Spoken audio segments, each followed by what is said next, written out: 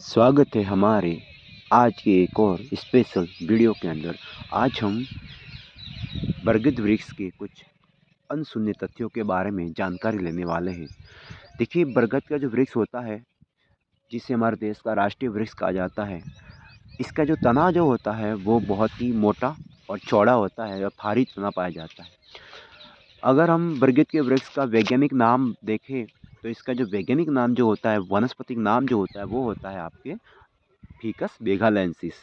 इसके जो अन्य नाम जो होते हैं, जिसे फिकस इंडिका या फिकस आंड्रे भी कहा जाता है। अगर हम बरगद के वृक्ष की अगर हम बात करें, जड़ों की बात करें, तो बरगद के वृक्ष के अंदर अपने एरियल क्रॉप रूट पाई जाती है, यानी कि वायवीय जड़ें पाई जाती है इसके अंदर, जिसे हम स्तंभ रूट भी कहा जाता है। ये जड़ें जो होती है वो अपस्थानिक जड़ों का एक प्रकार से रूप है जो इसके अंदर पाई जाती है, यानी कि जो जड़ें होती है वो कहीं ना कहीं तनों से या शाखाओं से निकलती है और निकल कर ज़मीन के अंदर समा सी जाती है। ये देखिए, आप जो देख रहे हो ब्रांच के रूप में निकली हुई ये जो शाखा हैं, ये इसके जो ये आपके जो जड़ें देख रहे हो, ये जड़ें एक प्रकार से लटकती हुई दिख रही है, जो कहीं ना कहीं इसके तने से जो निकलती हुई या इसके शाखाओं से निकलती हुई नज़र आ रही है। इसलिए उनको बेसिकली एरियल क्रॉप रूट कहा जाता है, जो जब लंबी होगी, लंबी होने के बाद ये पूरे एकदम ज़मीन से या आपके पूरे स्थल से आपके अंदर समा सी जाएगी, तो इसलिए उनको हम एरियल क्रॉप रूट भी कहा जाता है।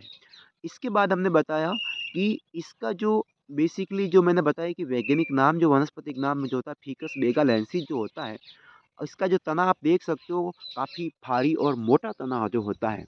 और इसके अंदर जो इसकी जो जड़ें जो आपने देखी कि बेसिकली जड़ें होती है इसके अंदर ज़मीन के अंदर होती है, लेकिन ये एक ऐसे प्लांट वृक्ष ट्री होता है जिसके अंदर जो जड़ें हैं वो उसकी स्टेम से, उसके तने से निकलती है और उनकी शाखाओं से निकलती है और लंबे स्तंभ के रूप में नीचे की तरफ फैल जाती है। इसलिए उसको हम बेसिकली स्तंभ जड़ कहा जाता है। अगर हम इसकी पत्तियों की बात करें, बरगद की पत्तियां तो शंकु आकार के रूप में होती है, चौड़ी पत्ती होती है, थोड़ी भारी पत्ती होती है और इस प्रकार से आप पत्ती देख सकते हो, इसकी काफ़ी शंकु आकार के रूप में नज़र आती है। इसकी पत्तियों की बात करें, इसका जो वृक्ष होता है जो लगभग 30 मीटर के आसपास, यानी कि लगभग 100 फीट का ये वृक्ष होता है। और कहा जाता है कि जो बरगद का वृक्ष होता है इसकी जो उम्र होती है वो सबसे ज़्यादा होती है, यानी कि अगर लगभग अगर बात करें मिनिमम इसकी बात करें तो 200 से 300 वर्ष की इसकी आयु होती है और अधिकतम इसकी 500 से 1000 वृक्ष की इसकी वर्ष की आयु मानी जाती है आपके बरगद के वृक्ष की।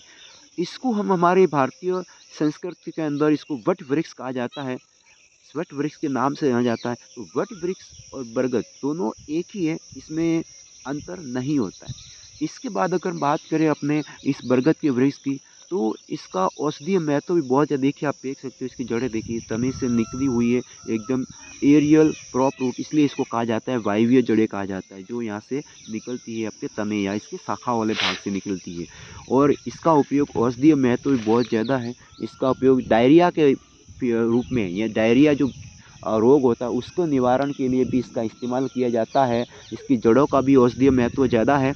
और इसकी जो बेसिकली बात करें तो फल है, अब इसकी बात करें तो फल खाए जाते हैं, लेकिन उस कंडीशन में खाया जब इसको भाव की कमी होती है, तब कब उस कंडीशन में इसके फलों को बेसिकली खाया नहीं जाता, लेकिन कुछ कंडीशंस में इसका इस्तेमाल मेडिसिन के रूप में, औषधि के रूप में इसका इस्तेमाल किया जाता है।